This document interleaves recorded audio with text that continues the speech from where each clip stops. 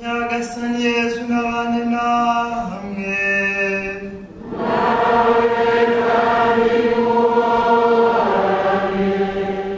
Amagambo yo mu Ivanjili ntagatifu uko yanditswe na Luka.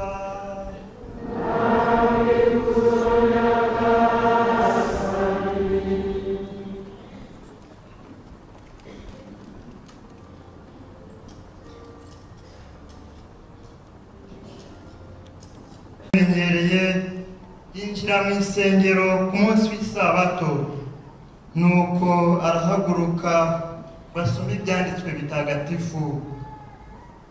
Bamuhereza igitabo cy'umuhanuzi Izayi, arakibumbura abona handitse ngo Roho wa Nyagasani arantwikiriye kuko yantoye akansiga amavuta agira ngo ngeze inkuru nziza ku bakene, ntangariza imbohe ko zibohowe n'impumyi ko zihumutse, n'abapfukiranwaga ko babohowe, kandi namamaza umwaka w'impuhwe za Nyagasani. Yesu abumba igitabo agisubiza umuhereza, maze aricara. Mu isengero bose bari bamuhanze amaso, nuko atangira kubabwira ati biri mu isomo mumaze kumva mumenye ko byujujwe uyu munsi. Iyo ni Ivanjili ntagatifu.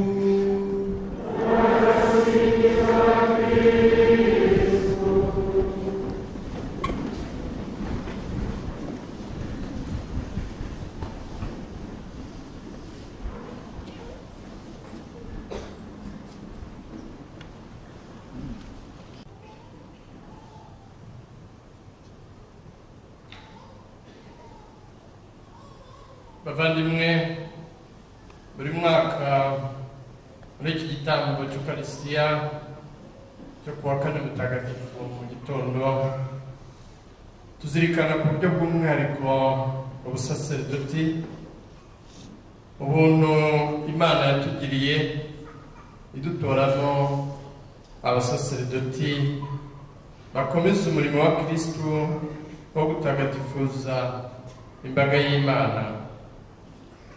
Yesu Kristo niwe musaserdoti mukuru, umusaserdoti rukumbi, soko ry'ubusaserdoti, uburyo abandi twese ari we udusangiza ku busaserdoti bwe.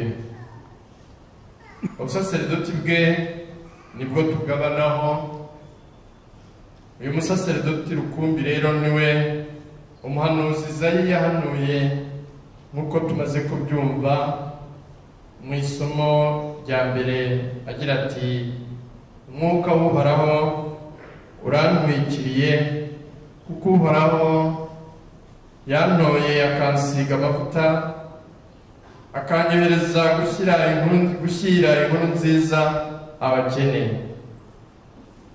Mu Ivanjili naho twumvise ukuntu Yesu yahagurutse mu isengero agasoma aya magambo y'ubuhanuzi bwa Izayi, akagira ati rero umenye ko ibi byujujwe uyu munsi. Iby'umuhanuzi Izayi yahanuye uyu munsi birujujwe. Hano Nyagasani araduhishurira ibintu bigize ubusaserdoti. Ubusaserdoti mbere na mbere bugizwe no guhabwa Roho Mutagatifu, ari we bubasha bw'Imana umusaserdoti ahabwa ngo abukoreshe gutagatifuza imbaga y'Imana. Icya kabiri, ubusaserdoti bugizwe no gusigwa amavuta matagatifu. Nayo mpamvu muri iki gitambo cy'Ukarisitiya tuza gutagatifuza amavuta ya Kirisima, ariyo akoreshwa mu gutanga ubusaserdoti mu nzego zabwo zose, ndetse n'abatisimu nayo yinjiza ababatijwe mu muryango wa gisaserdoti. Icya gatatu ni ubutumwa umusaserdoti ahabwa, ubutumwa bwo kugeza ku bakene inkuru nziza.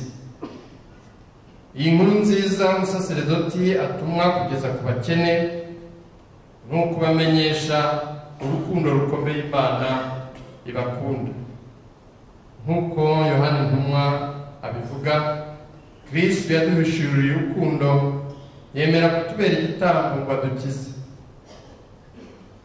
Iyi niyo nkuru nziza yomora imitima, niyo nkuru nziza ibohora imbohe z'umutima n'umubiri, niyo nkuru nziza adutuma kugeza ku bantu, tubagezaho impuhwe z'Imana, inkuru nziza ihumuriza abari mu gahinda n'icyunamo.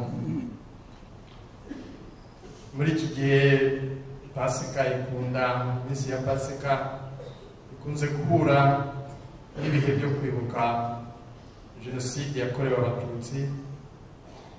Tugenda twumva intimba n'agahinda abantu bafite, imitima yakomeretse, imfubyi zigunze zihebye, abanyabyaha bihebye bumva ko n'Imana bigoye kuba yabababarira ibyo bakoze,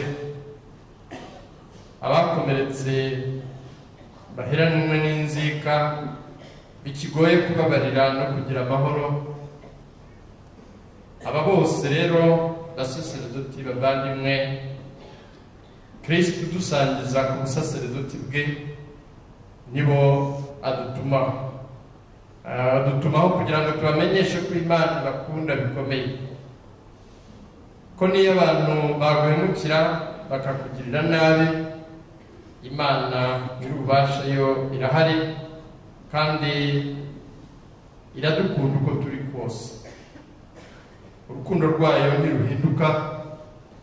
Uku kwemera no kwizera urukundo rw'Imana nibyo bihumuriza umuntu, nibyo byomora ibikomere, nibyo bibohora umutima, umuntu agashobora kwicuza cyangwa se agashobora kubabarira abamuhemukiye n'abamugiriye nabi, agatsinda inabi, akimika ineza n'urukundo, akagira amahoro y'umutima. Kuba Kristo adusangiza ku busaserdoti bwe bidusaba natwe gukurikiza urugero rwe. We wemeye kwitangaho igitambo. Umusaserdoti nawe mu rugero rwa Kristo asaba kwitanga wese atizigama. Le don de soi total, entire self-giving. Nk'uko mu ibaruwa ya gitumwa n'ubutungane mutagatifu Papa Yohani Pawulo wa kabiri yise Pastoris Dabo Vobis, mbahaye abashumba, mu nomero yayo ya 23, aho atugaragariza ko umushumba akwiye kwitanga, akitangira ubushyo yaragijwe. Kwitanga atitangiriye itama. Iyo umusaserdoti yirondereza kwizihirwa no kwishimira ubusaserdoti bwe, bigenda bikendera.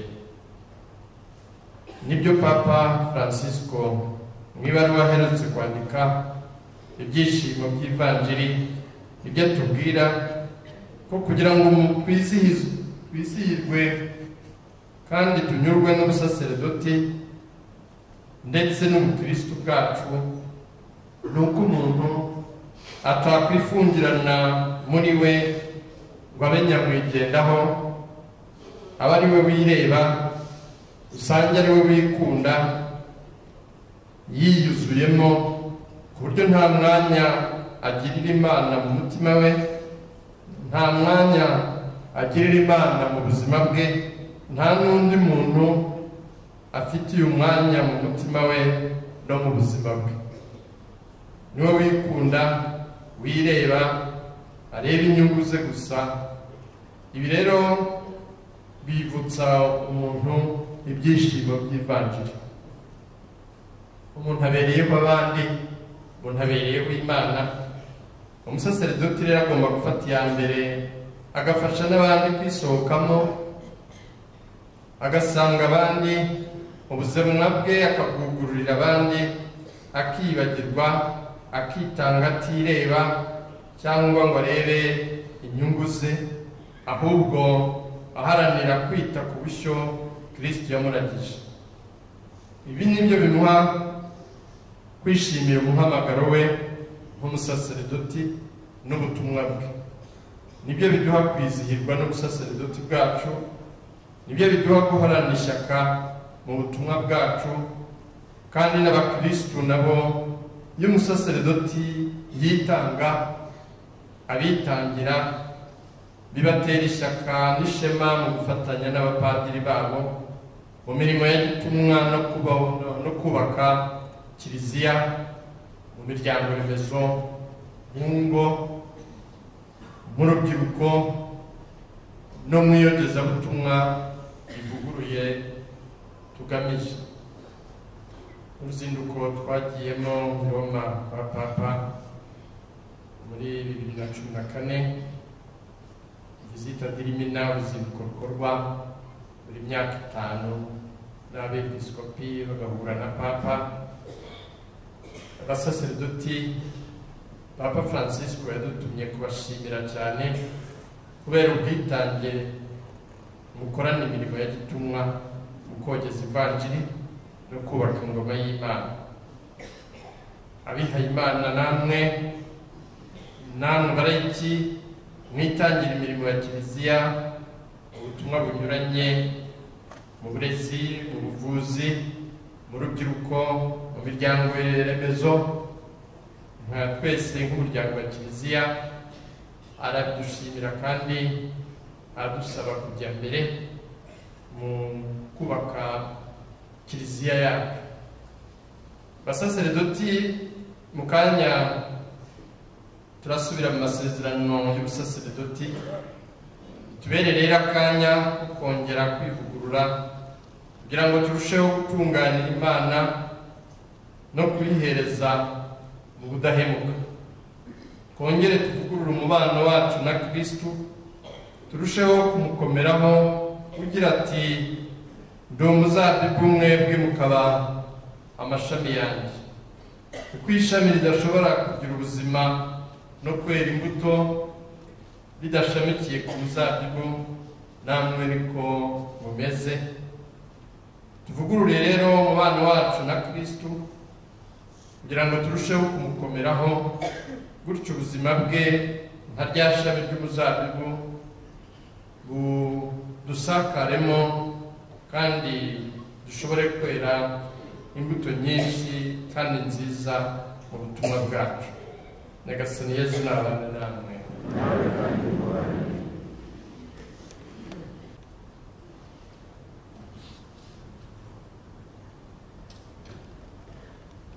Nk'uko umwepiskopi amaze kubivuga, abapadiri bagiye guhaguruka bose icyarimwe kugira ngo dusubire.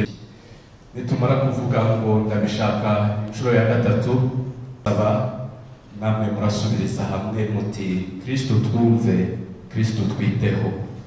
Hanyuma abaseshe isengesho twese turi bwakire tugira tuti amen.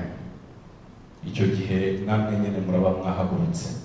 Ubu noneho abapadiri, kuri uyu munsi ngarukamwaka, turibuka igihe Nyagasani Yezu Kristo yahaye intumwa ze natwe ubwacu kugira uruhare mu busaseredoti bwe. None rero murashaka gusubira mu masezerano mwagiriye kera imbere y'umwepiskopi wanyu n'imbere y'umuryango mutagatifu w'Imana. Murashaka kurushaho kunga ubumwe na Kristo no kumukurikiza, mwitanga ubwanyu kandi mudatezuka ku mirimo mutagatifu mwasezeranye kujya mukorera kiliziya mubitewe n'urukundo rwa Kristo kuva umunsi mwahereweho ubusaserdoti mubyishimiye. Murashaka kuba abagabuzi b'indahemuka b'amabanga y'Imana mu guhimbaza Ukarisitiya ntagatifu n'iyindi mihango mitagatifu ya kiliziya no mu gutunganya ku buryo buzira amakemwa umurimo mwiza wo kwigisha ijambo ry'Imana mugenza nka Kristo we mutwe wa kiliziya n'umushumba wayo, mudakurikiranye inyungu y'ibintu by'isi ahubwo mubitewe n'ishyaka ryo gukiza abantu. Namwe abakristo nkunda, nimusabire abasaserdoti banyu kugira ngo Nyagasani abahundi ingabire ze babe koko intumwa zidahinyuka za Kristo umusaserdoti mukuru, maze bajye babamuyoboraho we soko y'umukiro.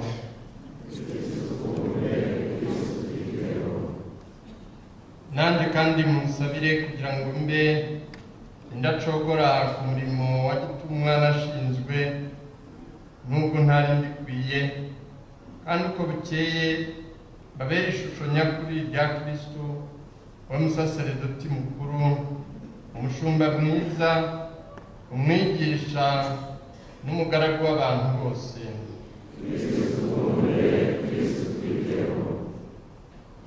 Nyagasani nadukuze twese mu rukundo rwe, kandi uko tungana ari abashumba ari n'abaragiwe azaducyure mu bugingo bw'iteka.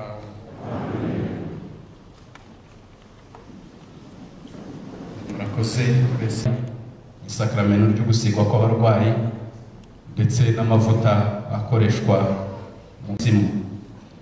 Nyuma yayo umwepiskopi aregura ndetse n'iry'ubusaserdoti. Amasengesho ataratangira, korali yaba idushyiriyeho indirimbo ijyanye n'icyo gikorwa. Hanyuma ibyo bikorwa byose umwepiskopi azajya avuga tuzajya tuba duhagurutse.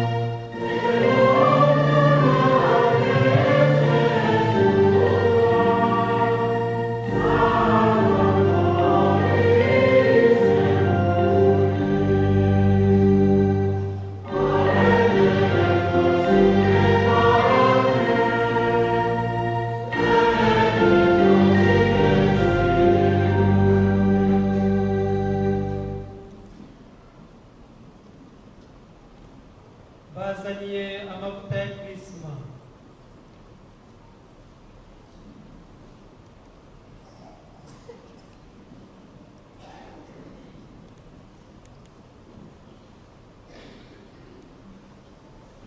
Bazaniye amavuta y'abarwayi.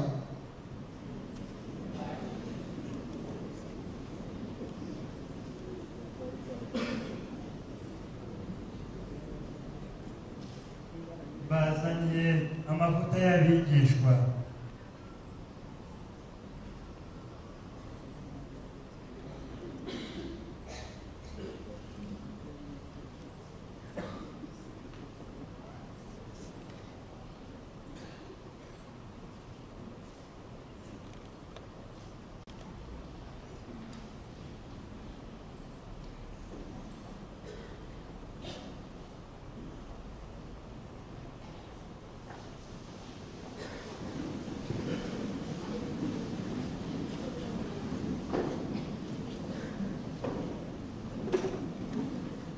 twese wowe soko y'ubuvunyi wowe wishakiye korohereza abarwayi ubigirishije umwana wawe wumve isengesho guturanye ukwemera ohereza roho mutagatifu muhoza muri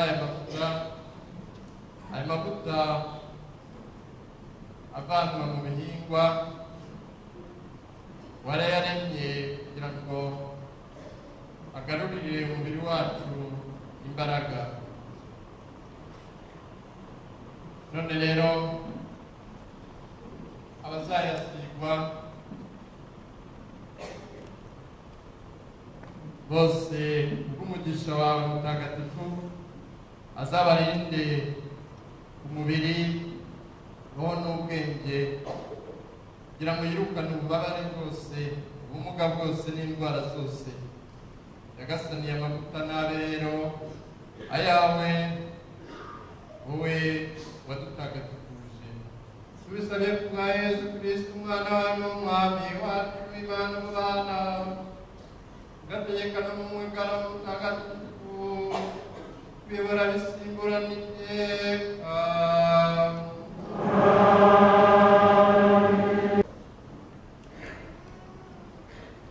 Mana w'imbaraga n'umurinzi w'imbaga yawe waduhaye amavuta wowe ikimenyetso gishushanya imbaraga we amavuta umugisha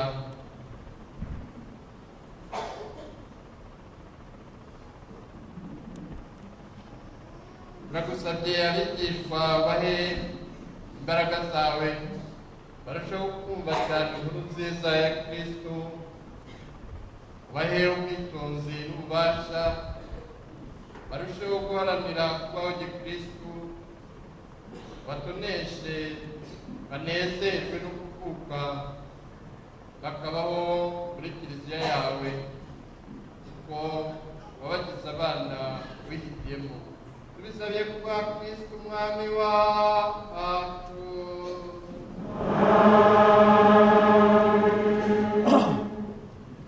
ubu rero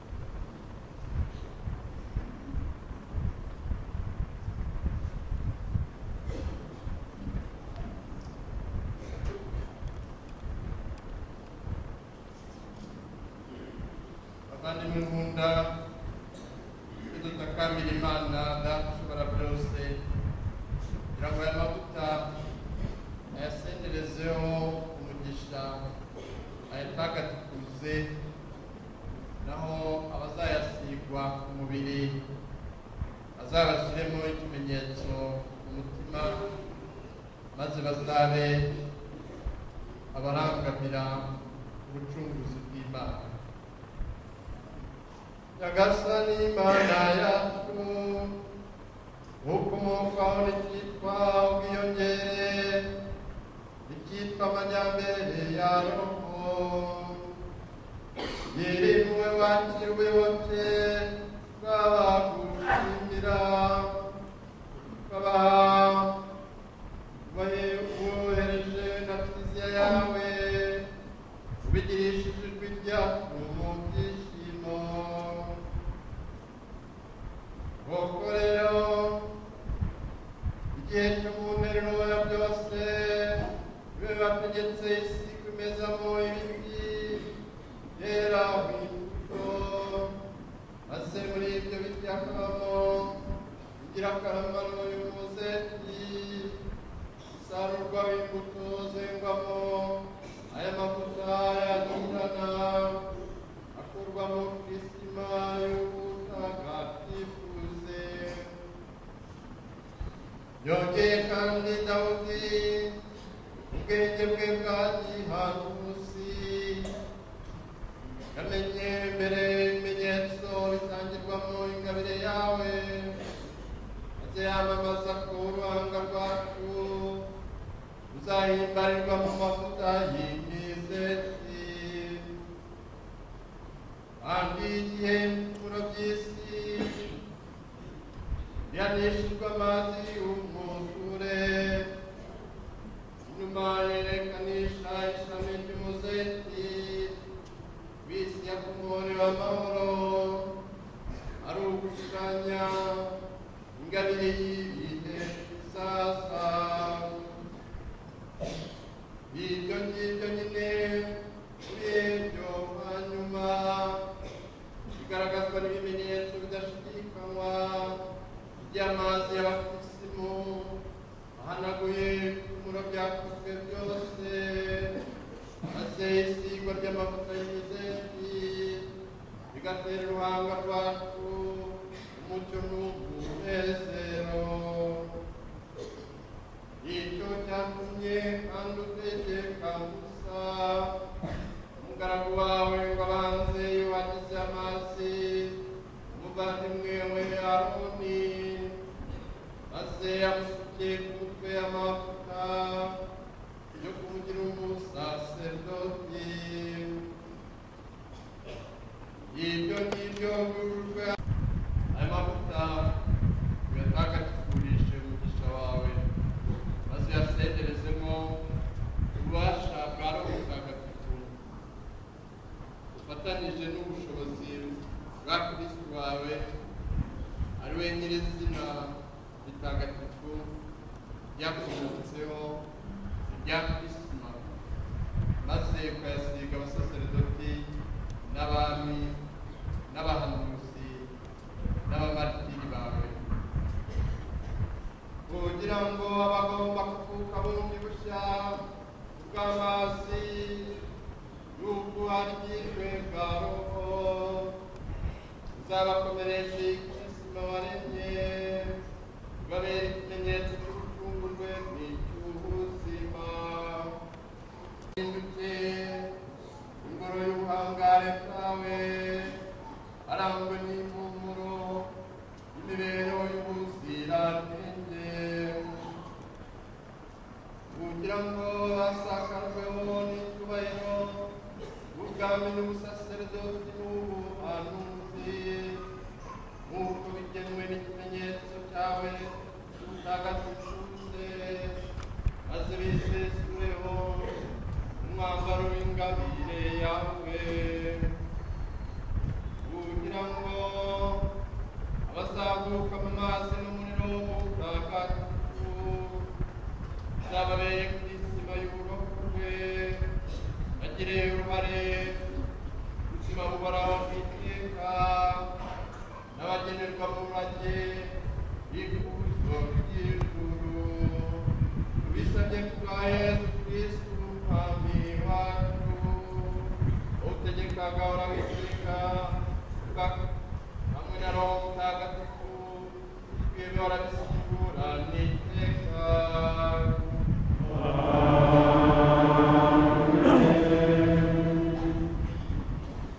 Bashoboye kuba bareba neza hano ngo bakurikire ibyo umwepiskopi yakoze. Krisma akoresheje umutozo wabigenewe arayavanga ndetse anayahuhaho. Tuzi ko uko kuyahuhaho kimwe no kuyaramuriraho ibiganza ari ikimenyetso cy'uko Roho Mutagatifu ayamanukiyeho bigenwe. Nicyo gisobanuro rero nagira ngo mbongerereho kugira ngo mumenye neza ibyakorewe hano. Nyuma yo gukora uyu muhango tugeze ku musozo wako bisanzwe duhereza amaturo ndetse dukomeza no gutura imitima yacu.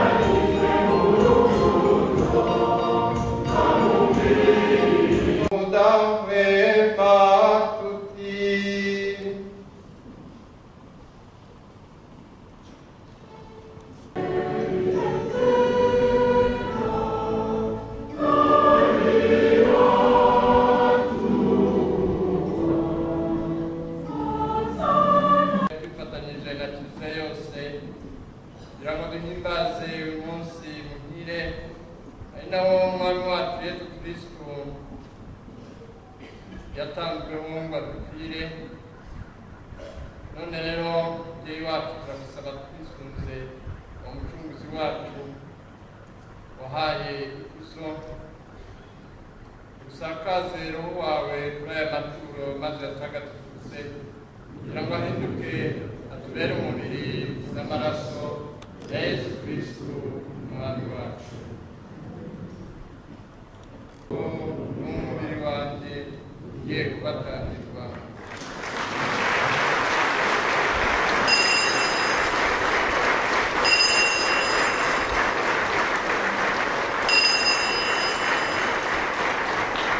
Ati nimwakire maze munywe mwese, iyi ngiyi koko ni inkongoro y'amaraso yanjye, isezerano rishya kandi rizahoraho iteka, agiye kumererwa mwebwe n'abandi bose kugira ngo mugirirwe imbabazi z'ibyaha.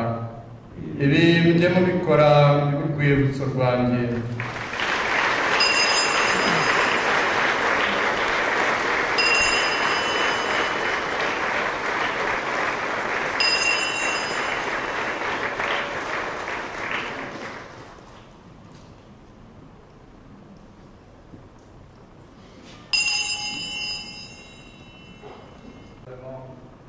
Fais-la grandir dans ta charité avec le pape François, notre évêque Antoine, et tous les évêques et tous ceux qui ont la charge de ton œuvre.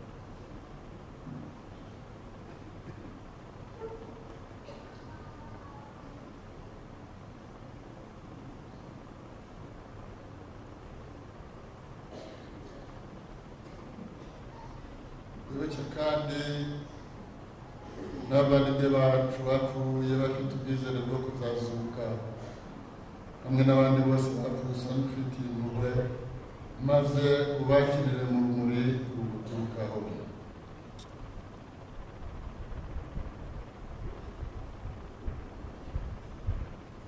turakwinginze ngo natwe twese tugire impuhwe maze tuzashobore kugira umwanya mu bugingo bw'iteka hamwe na Bikira Mariya umubyeyi muhire w'Imana, Yosefu mutagatifu, intumwa zawe ntagatifu na Arkanjeli Mikayeli mutagatifu, umurinzi w'iparuwase n'abandi batagatifu bose bakunyuze kuri ibi byagiye bisimburana, nuko hamwe nabo tuzagusa icyubahiro cyose n'ikuzo ryose ubishyikirizwa na Kristo, urabihabwa hamwe nawe, ukabihebwa muri we, n'ubumwe bwa Roho Mutagatifu,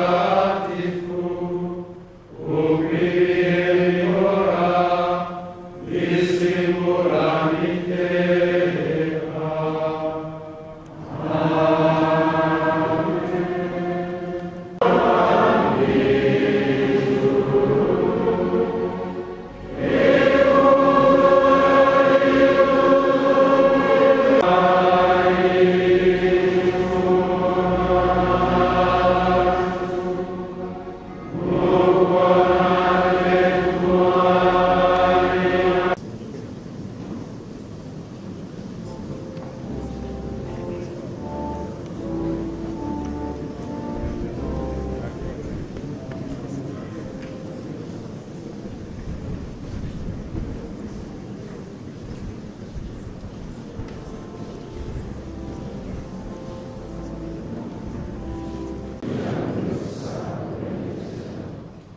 Umubiri n'amaraso bya Kristo biturinde bizatugeze mu bugingo bw'iteka.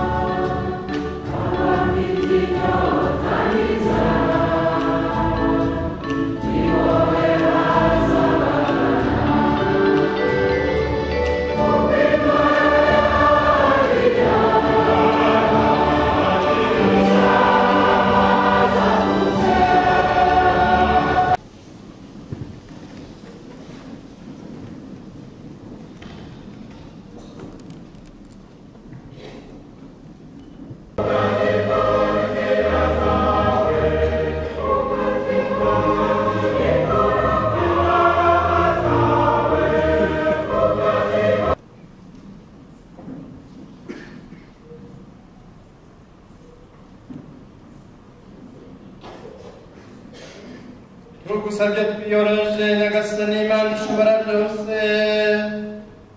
webwe umaze guhembuza amasakaramentu yawe ugiye kuba irango rya kristo mu mibereho yacu tubisabye kubwa kristo nyiri umwami wacu.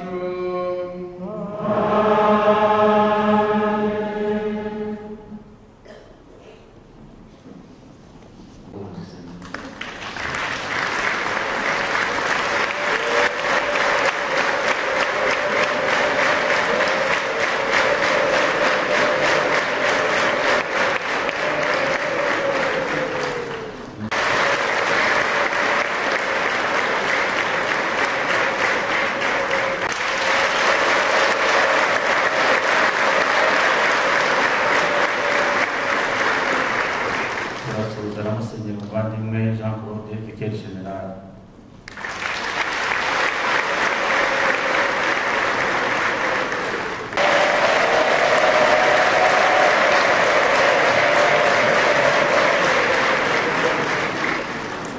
N'abadiakoni ba diocèse.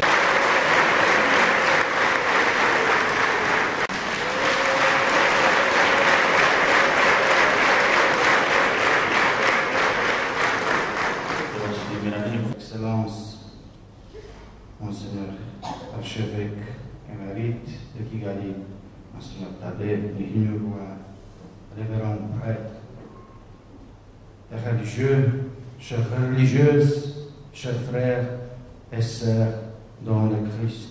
Christo Jesu Akuzwe.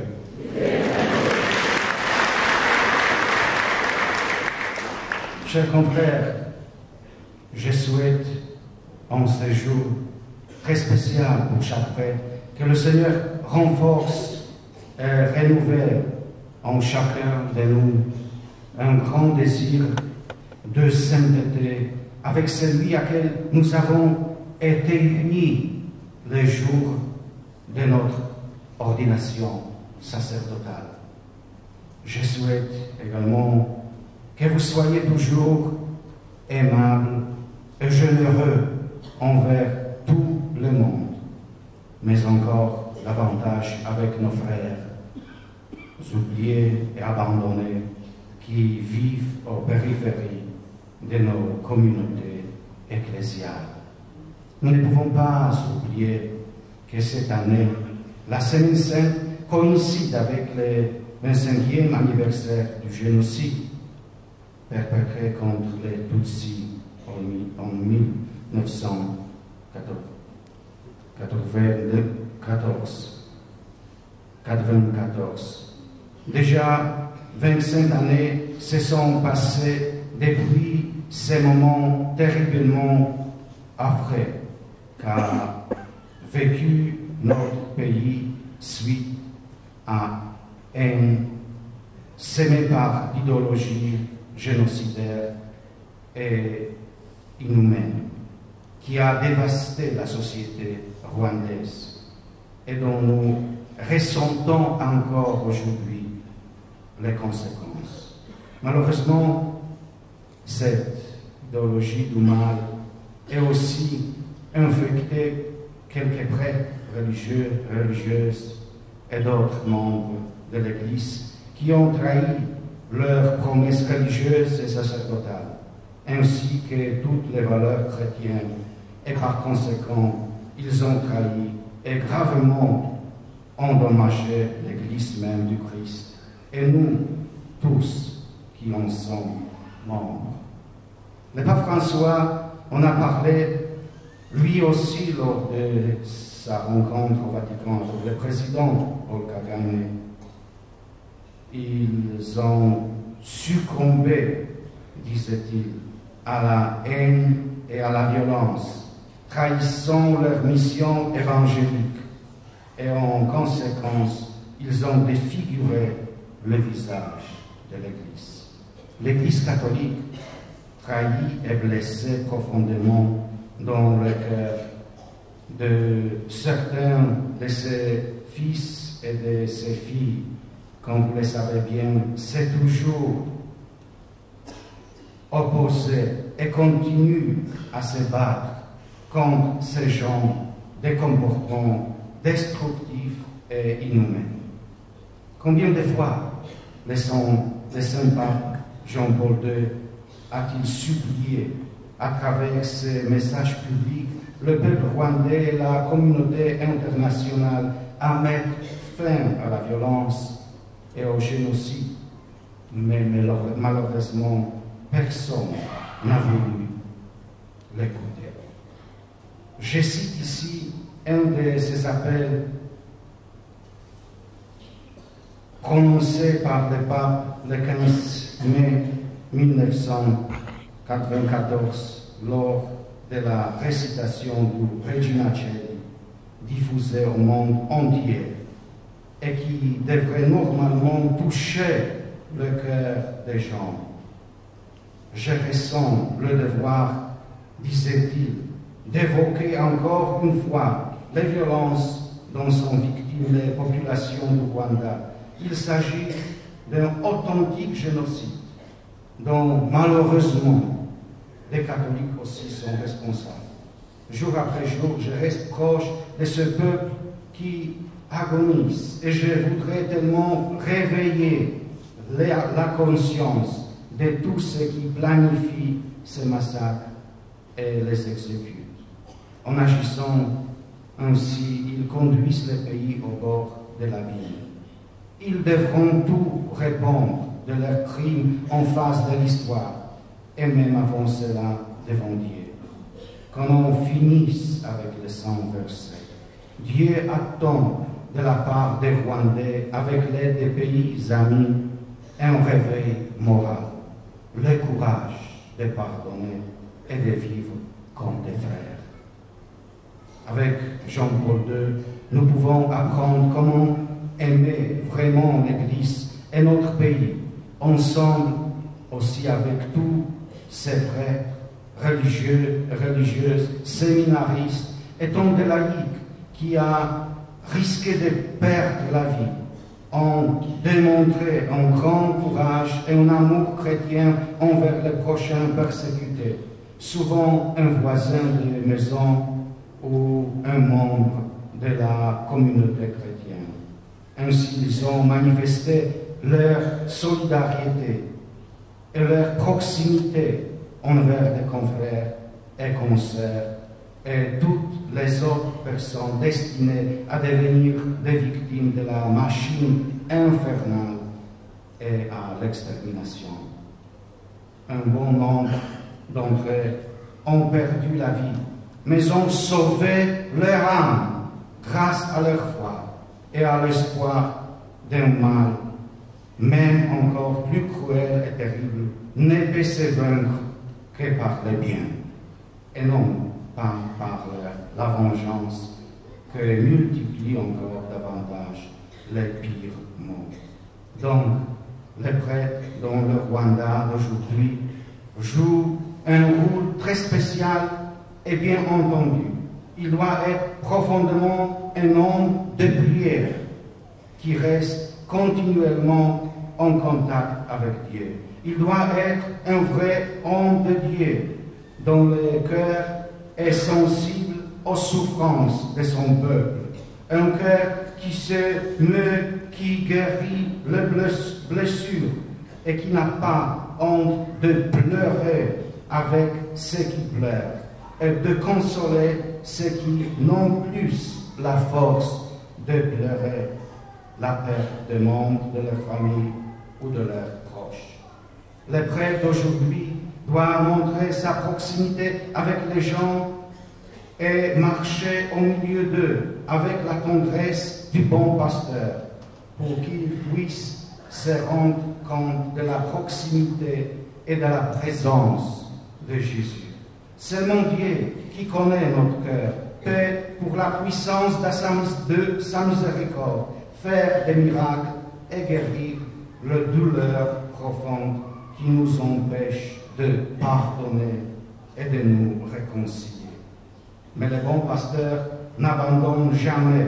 Et comme le pape François dit, il va à la recherche de la brebis perdue, sans prendre les risques. Rien ne peut l'empêcher de s'aventurer hors le lieu de pâturage, de travailler même après les heures de travail. Il ne se fait pas payer les heures supplémentaires parce qu'il se doit de chercher cette brebis, lui parler et la convaincre de revenir. Parfois, il doit rester là devant le tabernacle, se débattant avec le Seigneur en faveur de cette brebis. C'est pour cela, dans notre Église, et plus particulièrement au Rwanda, nous n'avons pas besoin d'un pasteur qui sait seulement parler ou d'un inspecteur du troupeau. Ce dont nous avons besoin, c'est d'un bon samaritain qui sait comment guérir les plaies du passé et qui est toujours à la recherche de ceux qui ont besoin de lui. Le vrai pasteur est prêt à risquer sa vie pour son troupeau et il veille à ce qu'aucune brebis ne s'égare. Chers confrères, au nom du pape François, je vous souhaite d'avoir un cœur très généreux, un cœur transpercé par l'amour de Dieu et qui ne s'occupe plus de lui-même, mais qui se tourne vers Dieu et ses frères. Je vous souhaite d'avoir un cœur qui ne se laisse jamais attirer par les distractions du moment ou qui va ici et là à la recherche des compensations et des petites satisfactions. Je vous souhaite un cœur qui ne se réserve jamais pour lui-même des moments et des espaces inviolables et qui ne prétendent jamais d'être dérangé. En terminant, c'est quelques souhaits pour vous, chers confrères, évêques et prêtres. Je vous voudrais que vous ayez toujours un cœur attaché au Seigneur, réchauffé par l'Esprit Saint, ouvert et disponible envers les frères, parce que c'est seulement de cette façon que nous pourrons récupérer la confiance des fidèles que nous avons perdue et leur montrer le vrai visage de notre Église que nous aimons tellement. Puisse le Seigneur combler vos cœurs de son amour infini, afin que vous puissiez accueillir son invitation à rendre visible par l'exemple de votre vie le visage saint de l'Église. J'accorde bien volontiers et par l'intercession de la mère du Verbe de Quibejo, la bénédiction apostolique à toutes les personnes ici présentes.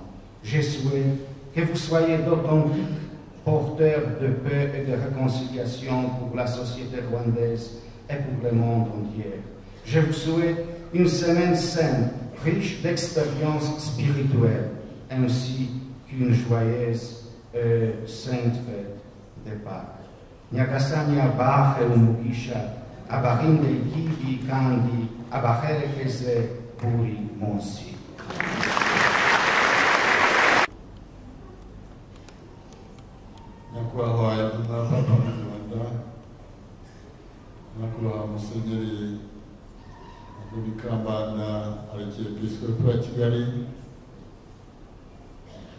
basaseridoti mwese bihayimana bakristo bavandimwe, wa kane mutagatifu ni umunsi mukuru w'umusaseridoti mukuru Yezu Kristo. Umusaseridoti mukuru niwe nzira y'abasaseridoti mu nzego zose zinyuranye kuzagera ku musaseridoti uri mu rwego rw'umurayike. Nyagasani Yezu Kristo ni inzira yacu twese kandi akatubera ifunguro rituma tutananirwa mu nzira turimo tumusanga kandi dusanga Imana Data.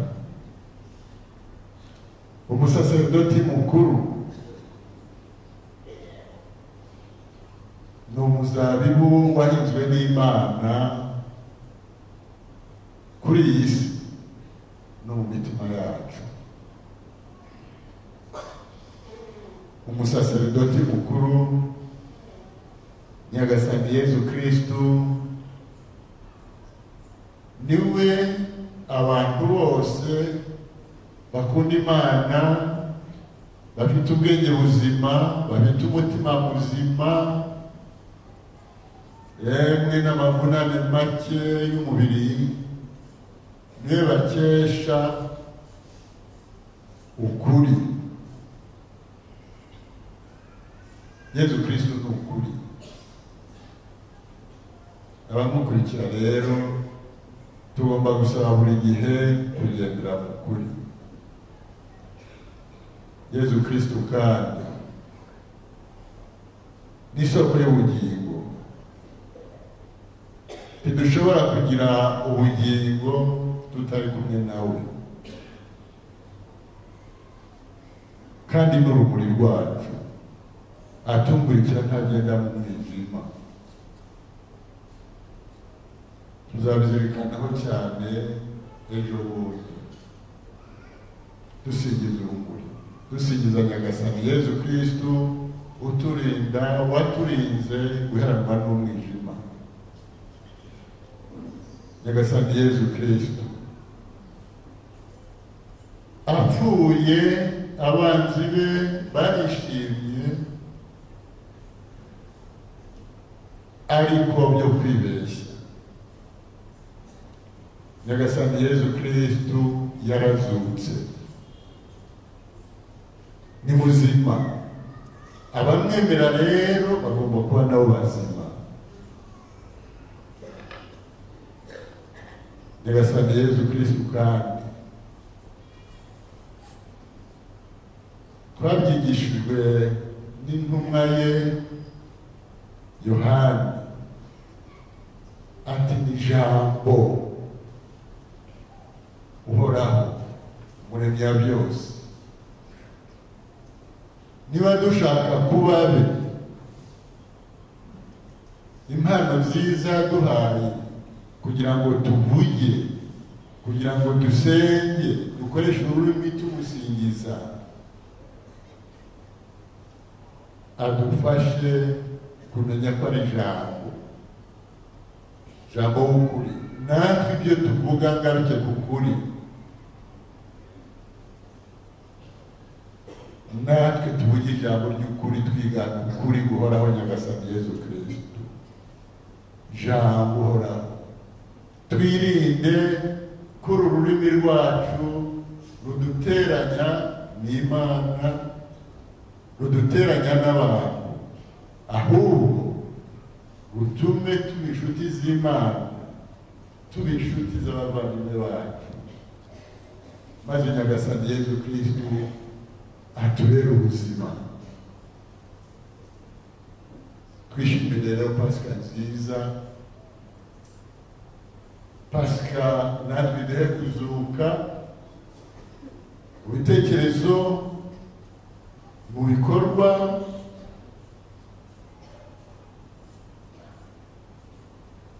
no mu mimerere iyo ari yo yose. Tuzuke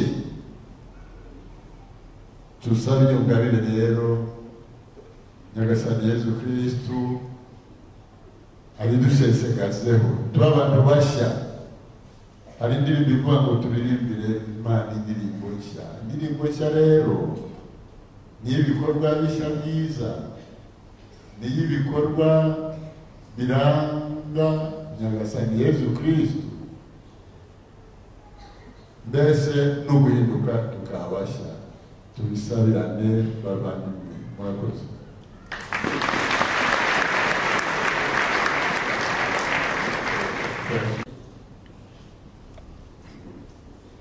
Intumwa ya Papa mu Rwanda n'icyubahiro Musenyeri Deo Nyirwa Episkopi uri mu kiruhuko cy'izabukuru, ba saseredoti biyegurira Imana, bakristu bavandimwe,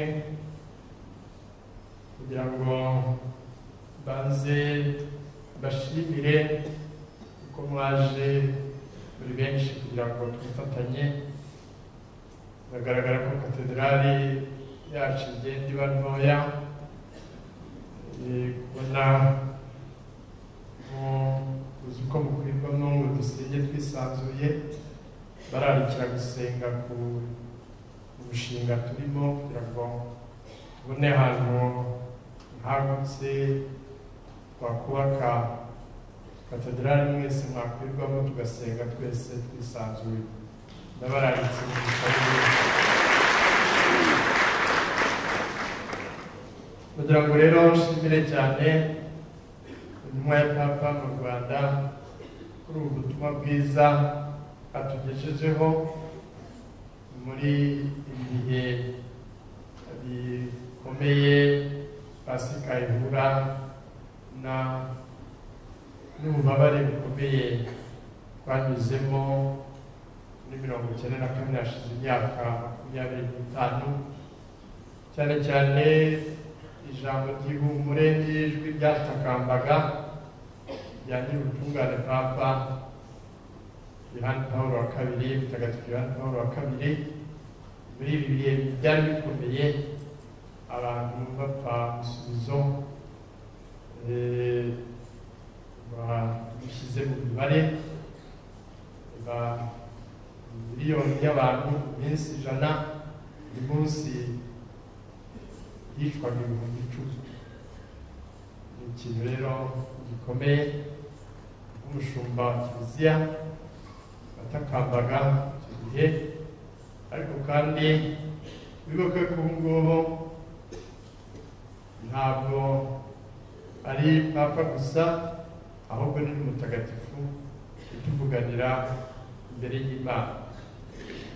Ni inkunga ikomeye rero dufite, kandi tujye tumwiyambaza. Mutagatifu Yohani Pawulo wa kabiri adusabire. Bakristo bavandimwe bihaye Imana, ndagira ngo mbashimire kuza kwifatanya natwe, kandi mumfashe twifurize abasaseredoti umunsi mwiza.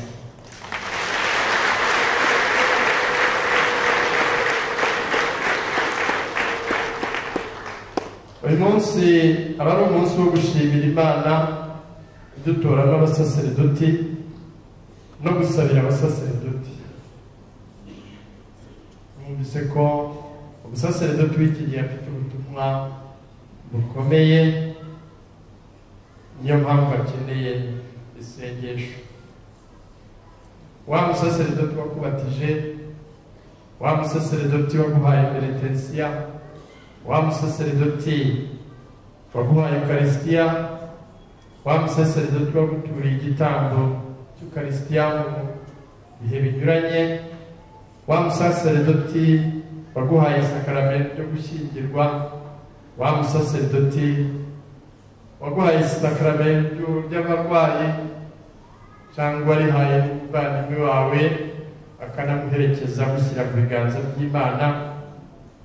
Basaseredoti rero, namwe badiyakoni, w'umwepiskopi waguhaye ubudiyakoni, waguhaye ubusaserdoti, ndetse w'umwepiskopi waguhaye ubwepiskopi. ari abakiri hano muri ubuzima, ari n'abatabarutse, kuko kiliziya ni imwe igizwe natwe tukiri hano mu rugendo, abari muri purgatori mu isukuriro bakeneye amasengesho yacu, n'abahire bageze imbere y'Imana badusabira batuvuganira. Mutagatifu Yohani Pawulo wa kabiri aje mu Rwanda yadusigiye urwibutso rw'ubusaserdoti. Ni bahire kuko inama y'abepiskopi yifuje ko mu zibutso tuzajya tumwibukiraho yatanga n'isakaramento ry'ubusaserdoti. Turamushimira rero kandi turamwiyambaza ahari imbere y'Imana kugira ngo avuganire abasaserdoti, adusabire. Bihaye Imana abakristu mukunda abasaserdoti banyu, mubasabire, mubafashe, kandi no mu ntege nke zabo baburire imitego batayigwamo, mubafashe aho bibaye ngombwa, munabacyamure mubibutsa amasezerano yabo n'inshingano zabo, kuko aho umusaserdoti aguye kiliziya irahababarira cyane. Muhunganire mu butumwa bwabo kandi mushishikarize n'abato kwiha Imana, gukunda abasaserdoti no gukunda gukorera Imana. Imyaka ireza ariko abasaruzi ni bake. Abasaserdoti namwe nimwishimire ubutorwe bwanyu, mwegere abakristu, abantu bafite inyota y'Imana, bafite inyota y'ukwemera, bashaka kugana Imana. Niyo mpamvu tubona amadini y'ibyaduka. Umuntu wumvise Imana, yumvise uvuga Imana wese bamujya inyuma, ariko hari igihe basanga bo bari bizeye batengushye, ibyo ababwira bidahuye n'ibyo ivanjiri yigisha. Niyo mpamvu rero dukwiye gusaba kugira ngo Nyagasani akomeze kuduha abasaserdoti, abashumba beza bakenera ubushyo bwe. Nk'uko Pawulo Mutagatifu abivuga, abantu bakenera kwiyambaza Imana, ariko se Nyagasani bamwiyambaza bate bataramumenya ngo bamwemere? Bakwemera bate se ngo batarumva? Bamwumva bate se ntawamwamamaje? Bamwamamaza bate se niba batatuma? Niyo mpamvu rero dusaba nyir'imyaka kugira ngo akomeze kutwohereza abasaruzi beza. Basaserdoti rero mwegere abakristu mu miryango remezo ndetse no mu ngo, cyane cyane abababaye n'abigunze bakeneye guhumurizwa, kugezwaho ihumure ry'Imana. Nk'umushumba mwiza usiga 99 akajya gushaka imwe yazimiye, kugira ngo ibi bishoboke rero tugire uwo mutima nuko dukomera kuba duhamagaye. Ugira ati ndi umuzabibu mwebwe mukaba amashami yanjye, ishami rinshamikiyeho rinkomeyeho rikomeza kwera imbuto nziza kandi nyinshi. Komera kuri Kristo kugira ngo dushobore guharanira kwitagatifuza. Mu isengesho Yezu muri Mizeti yaratubwiye ati igihe abigishwa bari baguye agacumu bananiwe agasanga ari mu gusenga wenyine, yakebuka akabona barasinziriye, yarababwiye ati kanguke musenge, umutima wifuza gukora icyiza ariko umubiri na kamere muntu bikagira intege. Musenge rero kugira ngo imbaraga z'umutima wifuza icyiza zijye ziganza intege nke z'umubiri na kamere muntu. Ibyo rero nibyo bidufasha no kugira ngo tugire wa muvandimwe kivandimwe utuma dushobora kuba abahamya b'urukundo n'ubuvandimwe.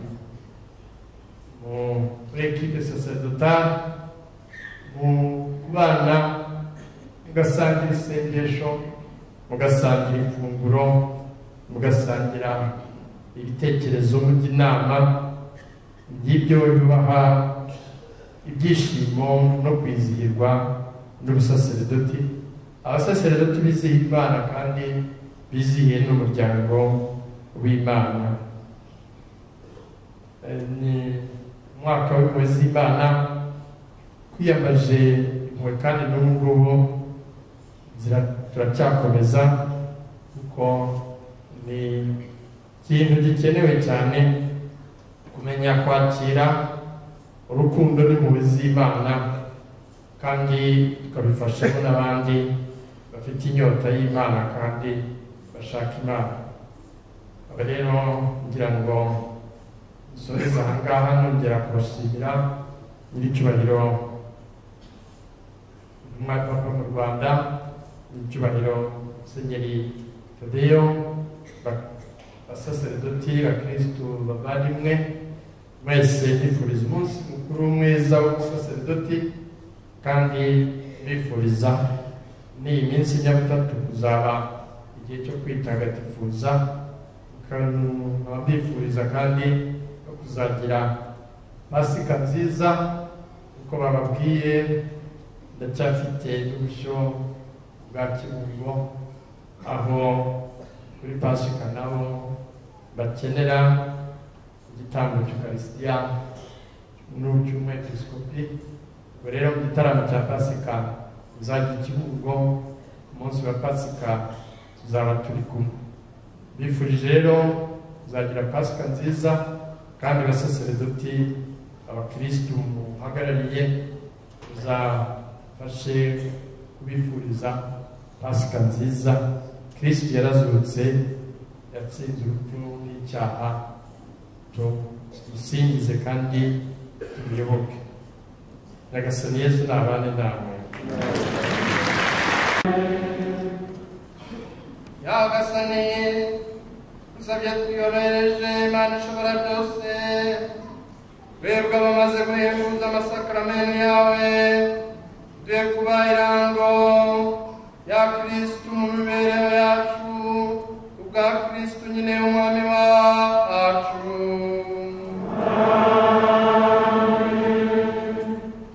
Imana y'umuhanuzi n'umuyobozi wa Kiliziya nibahunde ingabire zayo kandi barinde ubudahwema, kugira ngo mushobore gutunganya umurimo wanyu mwawujemo.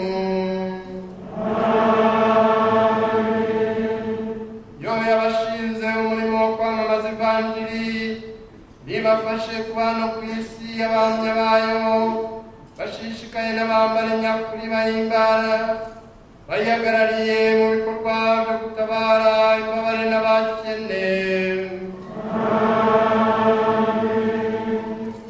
Yo ubwayo nibafashe kuba abashumba nyabo, bagaburira abayoboke umugati nyabuzima hamwe n'ijambo ritanga ubugingo, kugira ngo bagende barushaho kujya mbere bunze ubumwe n'umubiri wa Kristu. Namwe mwese abateraniye hano, ushobora byose n'abawe umugisha Imana Data na Mwana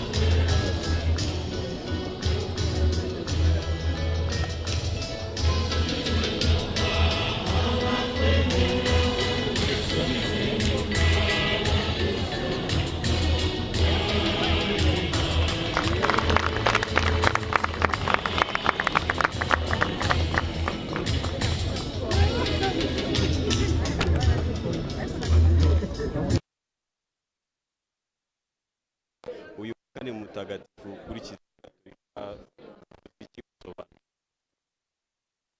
uyu kane mutagatifu ni iminsi 3 ibanziriza Pasika. Iminsi nyabutatu rero ni iminsi ikomeye mu kwemera ko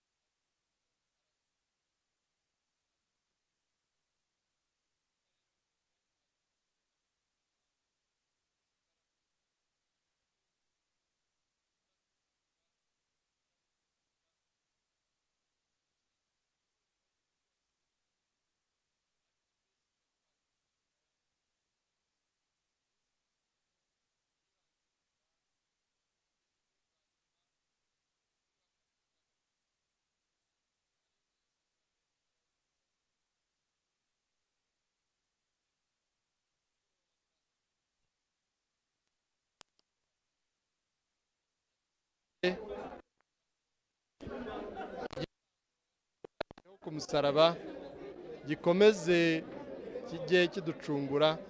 Ni nk'umugezi utemba kuva ku musaraba mu mateka, no muri aya mateka yose no ku isi hose dukomeza kuvomamo umukiro udutsindira urupfu, nk'uko yaje kuduha ubuzima burusha imbaraga urupfu. Yaje kugira ngo tugire ubuzima kandi ubuzima busagambye. Ejo kuwa gatanu nibwo twibuka Kristo yaheka umusaraba we akicwa abambwe ku musaraba. Nabwo rero kuri Pasika tukazizihiza izuka rye nyuma y'iminsi 3.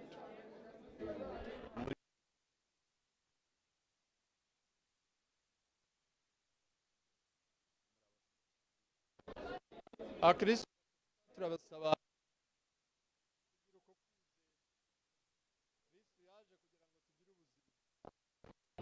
bihura n'igihe mu Rwanda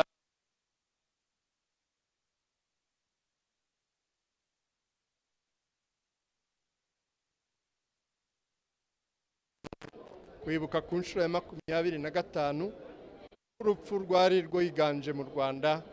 Sekibi n'intwara y'urupfu u Rwanda yarugize imbata, abantu bihebye mu gahinda bigunga, abantu benshi bapfa umusubizo. Sekibi ari we uganje. Pasika rero iduha ukwizera ko Kristo yatsinze, ko urupfu atari rwo rufite ijambo rya nyuma ku muntu no ku buzima bw'umuntu. Ni igihe rero cyo bakristu, ni igihe cyo kwizera kristu, tugatsinda urupfu, tugatsinda inabi n'urwango, aribyo byaduhekuye, urwango rugaragarira muri ya ngengabitekerezo y'ivangura amoko, abantu barabavandimwe bakacekana cyangwa bakitana abanzi, bigatuma abantu bicwa bazize uko baremwe. Ni intwaro ya Sekibi. Kristo yatsindishije umusaraba we n'urupfu rwe akazuka. Ni igihe rero cy'amizero, kandi tunashimira Imana kuko muri iyi myaka 25 twakomeje kugenda tuzuka, ubuzima buganza bugatsinda urupfu rwa rwigaruriye igihugu cyacu. Monsenyeri, mu butumwa mwagenda n'iki tuvuye bitero kwibuka Jenoside yakorewe Abatutsi, ndetse n'ibaruwa mwakurikijeho yisegura ku magambo amwe atarashimisha Abanyarwanda, ese biragaragara ko Abanyarwanda tugifite ibikomere bikenewe gukira muri iki gihe cya kwizihiza Pasika. Mugarutse kuri ubwo butumwa n'iki mwababwira? Abantu barababaye cyane kandi birumvikana.